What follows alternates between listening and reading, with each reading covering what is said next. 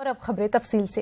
Nithari case में CBI अदालत ने कसूरवार सुरेंद्र कोहली को मौत की सजा सुनाई है। अदालत ने इसके अलावा 1,10,000 का जुर्माना भी आयद किया है।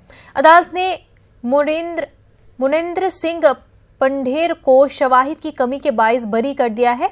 जून 2005 को एक 10 साल लड़की कपड़े पर पेकोकरा ने निकली थी, लेकिन जब वो घर नहीं लौटी तो उसके वालिद ने 30 जून को नोएडा में गुमशुदगी की रिपोर्ट दर्ज कराई थी। पुलिस ने इसी साल दिसंबर में सुरेंद्र कोहली और मोनेंद्र सिंह पंढेर को गिरफ्तार किया था। आम चुनाव के लिए आईटीबीपी ने दूर उफ्तादा इलाके अरुणाचल प्रदेश के लोहतपुरा में वोट डाले। डीआईजी सुधाकर नटराजन ने सबसे पहले अपना वोट डाला। आईटीबीपी के जवान सर्विस वोटर हैं। इलेक्शन कमीशन ने ज्यादा से ज्यादा सर्विस वोटरों को इंतखाबी अमल में शामिल करने के लिए मुतअद्दिद इक़दामात किए हैं।